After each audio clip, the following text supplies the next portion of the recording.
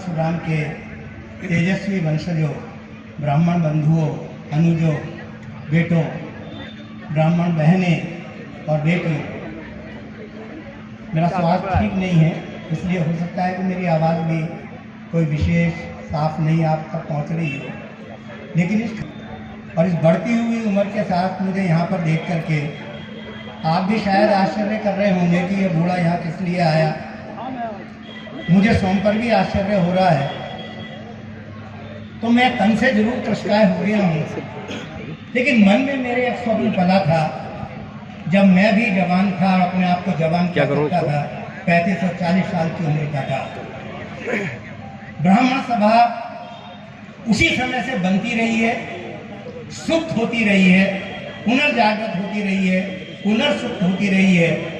और मेरे मन में यही एक स्वप्न पलता रहा कि मैं अपने जीवन काल में पता नहीं कभी इस ब्राह्मण समाज को जागता हुआ, उठता हुआ, आगे बढ़ता हुआ देख पाऊंगा या नहीं देख पाऊंगा। और मुझे ये कहने में कोई दुख नहीं है, कोई पश्चाताप नहीं है कि अनेकों बार प्रयत्न करने के बाद भी मुझे लगा कि शायद मुझे अपने जीवन में ऐसा अवसर देखना प्राप्त नहीं होगा। उदासीन हो गया और सेवानिवृत्त होने के बाद लगभग अपने आप को मैंने समाज से काट लिया, विशेष रूप से ब्राह्मण समाज से। तभी अचानक एक दिन मेरे पास मेरे पुराने शिष्य विशेष शर्मा जी का फोन आया कि विशाल शर्मा जी बात तो आए हुए हैं और आपसे मिलना चाहते हैं। तो मैंने कहा भाई मैं अब इस अवस्था में इस योग्य नहीं हूँ कि मिल सकूँ और किसी को किसी प्रकार का सहयोग दे सकूँ, लेकिन विशेष आग्रह के कारण मैं पहुंचा।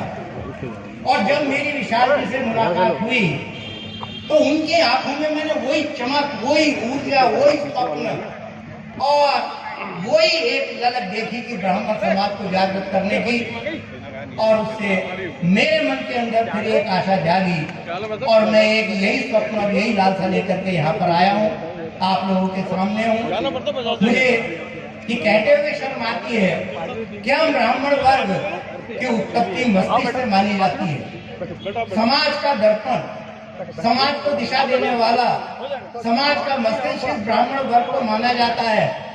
लेकिन कभी कभी ये सोच करके बड़ा दुख होता है कि हम जिन बंदरों से ये कहा जाता है कि मानव का विकास हुआ, हम उससे भी कुछ सीख नहीं पाए। मैं बागपुर से हल्द्वानी की ओर आ रहा था और कभी रास्ते में मुझे एक स्थान पर बहुत सारे लगभग 200 और 300 और 400 की संख्या में बंदर इकट्ठे दिखाई दिए। तो मैंने वहाँ मालूम किया कि ये क्या हुआ यहाँ पर। तो पता चला कि एक छोटे से बच्चे का एक्सीडेंट हो गया है और उस बंदर के बच्चे के एक्सीडेंट होने पर शायद उस क्षेत्र का कोई बंदर ऐसा नहीं था जो वहाँ पर उपस्थित नहीं था। तो क्या हम ब्राह्मण उनसे भी गए बीते? क्या हमारे ब्राह्मणों को इतनी भी समझ नहीं है कि जिनको हम अपना पूर्वज मानते हैं उनको कुछ तो सीख लेते? कम से कम ये एकता की भावना को हम सीख लेते। कम से कम हमारे समाज का कोई व्यक्ति उपेक्षित तो नहीं होता। कम से कम हम ये तो कह सकते कि हमारा समाज आज हर उस व्यक्ति के साथ खड़ा हुआ है जो पिछड़ा है। एक समय था, मैं जब बचपन में पढ़ा करता था तो ब्राह्मणों की कहानी जब भी किसी पुस्तक में लिखी होती थी, उसका पहला वाक्य होता था, एक गांव में एक गरीब ब्राह्मण रहता था। एक गांव में एक गरीब ब्राह्मण रहता था। आज उससे तो हम ऊपर निकल करके आए हैं, लेकिन आज हमारा कर्तव्य क्या बन जाता है? आज हमारा कर्तव्य बन जाता है कि हमारे समाज में यदि आज भी कोई गरीब व्यक्ति है, यदि कोई गरीब ब्राह्मण है, तो हम उसको अकेला ना छोड़ें, उसको उपेक्षित ना होने दें, उन बंदरों से ये सीखें और उसके साथ हम खड़े हो, तभी सार्थकता है ब्राह्मण सम्मेलन की। मुझे याद आ रहा है उदाहरण सुदामा का। बड़ा दीनहीन ब्राह्मण उसे कहा जाता है। एक बार उसकी पत्नी ने कहा कि हम लोग भूखे मर रहे हैं, आपके बाल सखा कृष्ण राजा बन गए हैं, आप उनसे जाकर के कुछ मान क्यों नहीं लाते? तो पहले तो उस ब्राह्मण की जो गरिमा थी उसने स्वीकार ही नहीं किया कि मैं अपने बाल सखा के सामने हाथ फैला करके जाऊं, लेकिन फिर वो तैयार हुआ और ये निश्चय हुआ कि वो अपने बाल सखा कृष्ण से मिलने के लिए जाएगा। लेकिन समस्या ये उत्पन्न हुई कि राजा के पास मिलने जाया जाता है तो खाली हाथ मिलने के लिए नहीं जाया जाता, उसको कुछ भेंट देनी पड़ती है। लेकिन सुदामा के घर में तो अगर सुबह वो खा लिया तो शाम के खाने के लिए 4 दाने नहीं होते थे। तो वहां पर ये निश्चय हुआ कि प्रत्येक बस्ती के घर जाया जाएगा और वो अपनी सामर्थ्यानुसार चावल देंगे। तो वो ये कहते हैं कि सुदामा जब गांव में प्रत्येक व्यक्ति के घर गए कि मैं कृष्ण से भेंट करने के लिए जा रहा हूँ और उनको भेंट देने के लिए मुझे कुछ भिक्षा चाहिए, तो शाम तक बड़ी मुश्किल से 3 मुट्ठी चावल इकट्ठे हुए। उन 3 मुट्ठी चावलों को लेकर के कृष्ण जी के मिलने के लिए सुदामा जी चल देते हैं। और जब वहां पर पहुंचते हैं तो उनको कृष्ण से मिलते हुए बड़ा संकोच होता है वो 3 मुट्ठी चावल देने में। लेकिन कृष्ण तो भगवान थे, वो उनकी इच्छा भांप लेते हैं और उनकी पोटली से छीन करके वो चावल खाने लगते हैं और कहते हैं वो कि सुदामा, मैंने ये तुम्हारे हाथ के जो चावल खाए हैं तो मैं तुम्हारा ऋणी हो गया हूं। ये 3 मुट्ठी चावल खाने के बाद मैं तीनों लोकों का स्वामित्व, तीनों लोकों का ऐश्वर्य तुम्हें दे सकता हूं। और जाओ, तुम्हारे गांव लौटने से पहले, तुम्हारे वहां जाने से पहले तुम्हारी जो झोपड़ी है वो सोने की बन चुकी होगी, तुम्हारे घर में किसी ऐश्वर्य की कमी नहीं होगी। सुदामा ने हाथ जोड़ करके कहा, कृष्ण नहीं, तुमने तो ऐसी व्यवस्था कर दी कि मैं अपने गांव लौट करके जा ही नहीं सकता। मैं किस मुंह से अपने गांव लौट करके जाऊंगा? जब मैं वहां जाऊंगा तो मेरे गांव वाले जिन्होंने एक एक चुटकी चावल दे करके ये 3 मुट्ठी चावल तुम्हारे लिए इकट्ठे किए, वो मिट्टी की झोंपड़ी में रह रहे होंगे और मैं स्वर्ण रचित महल में रहूंगा, तो मैं मुंह दिखाने काबिल नहीं रहूंगा। जब तक मेरे गांव का, मेरे एक एक साथी का, मेरे एक एक गांव वाले का घर सोने का नहीं बन जाएगा, मैं लौट करके नहीं जाऊंगा। ये भावना आज के ब्राह्मण में क्यों नहीं है? क्यों नहीं है उसके मन में ये भावना कि मेरे घर में दोनों टाइम भोजन जब बनेगा, जब मेरे पड़ोस के घर में रहने वाले ब्राह्मण के घर में भी भोजन बनेगा, अगर उसको भोजन नहीं मिलेगा तो मैं भोजन नहीं लूंगा। जिस दिन हम में ये अपनापन की भावना आ जाएगी, जिस दिन हमने ब्राह्मण के लिए एक दूसरे के प्रति ये प्रेम की भावना आ जाएगी, जिस दिन हम में ये एकता जागृत हो जाएगी, तो हमारी शक्ति को ललकारने वाला इस संसार में न आज तक हुआ है न आज तक होगा। तो मेरे यहाँ आने का एकमात्र उद्देश्य है, मुझे सूचना प्राप्त हुई है कि ब्राह्मणों के 18 संगठन बने हुए हैं। अरे हम अब भी अगर संगठनों में बटे रहे, अगर हम अब भी एक दूसरे से अलग रहे, तो हम क्या कर पाएंगे? जब तक हमारे अंदर शक्ति नहीं होगी, जब तक हमारे अंदर एकता नहीं होगी, जब तक हम एक स्थान पर खड़े होकर के हुंकार हमारी सरकार के कान तक नहीं पहुंचेगी, तब तक हमारा कोई भी भला होने वाला नहीं है। आप देख लीजिए, बहुत छोटा सा उदाहरण है, एक बहुत छोटा सा समुदाय यहाँ रहता है, लेकिन उसने अपनी एकता के बल पर अपनी छत की छुट्टी करा ली। अभी अभी कल परसों ही पेपर में आया है कि जो आदिवासी समाज है उसके लिए भी हमारी सरकार ने छुट्टी की घोषणा कर दी। हम इतना बड़ा समाज होते हुए, अपने आप को इतना उन्नत समाज कहते हुए, अपने आप को बुद्धिजीवी वर्ग का कहते हुए, अपने आप को शक्तिशाली समाज का प्रणेता कहते हुए, हम अपने भगवान परशुराम की जयंती की एक छुट्टी नहीं कर पा रहे हैं, तो क्या हमारे लिए शर्म की बात नहीं है? लेकिन कारण क्या है? एकमात्र कारण है हमारे अंदर संगठन का अभाव। तो मैं आज ये संकल्प आप लोगों से दोहराने आया हूँ। ब्राह्मण कभी सुख सुविधा और संपन्नता के लिए कभी उनके जीवन का उद्देश्य नहीं रहा। उनके जीवन का उद्देश्य रहा सेवा, संकल्प और समर्पण। तो आज हम यहाँ से संकल्प लेकर के जाएं कि जितने भी संगठन यहाँ पर बने हुए हैं, हम उन सब संगठनों को एक मंच पर लाने का प्रयत्न करेंगे।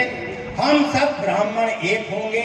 इस ब्राह्मण में पूरब का ब्राह्मण, पश्चिम का ब्राह्मण, देश का ब्राह्मण, पहाड़ का ब्राह्मण, पंजाब का ब्राह्मण, ये भेदभाव नहीं होगा।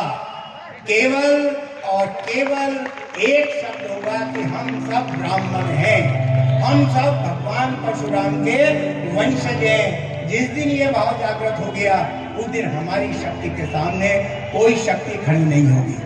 हमारी उत्पत्ति मस्तिष्क से मानी जाती है। और भाइयों, आपने भी देखा होगा कि जिस व्यक्ति का मस्तिष्क कमजोर हो जाता है, उस व्यक्ति के हाथ ही उसके मस्तिष्क को पीटने लगते हैं। शेर कितना ही शक्तिशाली हो, जिस दिन वो अपने समूह से अलग हो जाता है, जंगल के जंगली कुत्ते उसको नोच करके खा जाते हैं। तो अगर हमारे अंदर एकता नहीं हुई, तो हम अपने अपने में बहुत बड़े धनाढ्य हो सकते हैं, हम अपने में बहुत बड़े बड़े शक्तिशाली हो सकते हैं, लेकिन यदि हमारे अंदर एकता नहीं है तो जंगली कुत्तों की भांति ये जो आज ब्राह्मणवाद के, ब्राह्मणों के खिलाफ कुचक्र और षड्यंत्र चला हुआ है, ये हमें जीने नहीं देगा। और फिर से कहीं हमारी वही कहानी ना बन जाए कि एक गांव के अंदर एक दलित ब्राह्मण रहता था, एक ब्राह्मण रहता था, एक गरीब ब्राह्मण रहता था। यदि उसी स्थिति से उबरना है तो संकल्प शक्ति लेकर के चलना होगा। तो मैं इस उम्र में जितने यहाँ नवयुवक बैठे हैं, जितने यहाँ ब्राह्मण समाज के अंदर बैठे हैं, उनसे एक संकल्प लेने आया हूँ कि अगली बार जब आप ब्राह्मण सम्मेलन में आएंगे तो अपने साथ कम से कम एक ब्राह्मण बंधु को लेकर के आएंगे। और यदि हमने ऐसा किया तो आज जो संख्या मेरे सामने बैठी हुई है, निश्चित रूप से एक संख्या दुगनी और तिगनी हो जाएगी।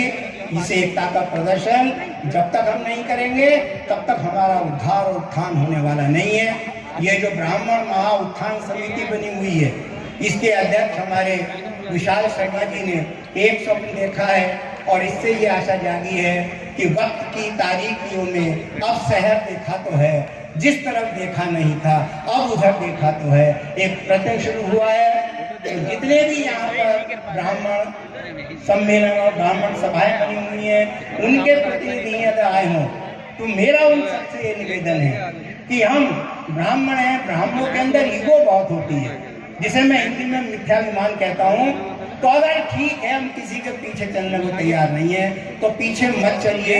अरे साथ तो चल सकते हैं, बराबर में तो चल सकते हैं। जो आगे हमारा भाई आया है विशाल शर्मा, अगर उसके पीछे नहीं चलना मत चलिए, उसे अपने पीछे चला लीजिए, उसके बाजुओं को मजबूत कीजिए, उसके बराबर में तो चलिए।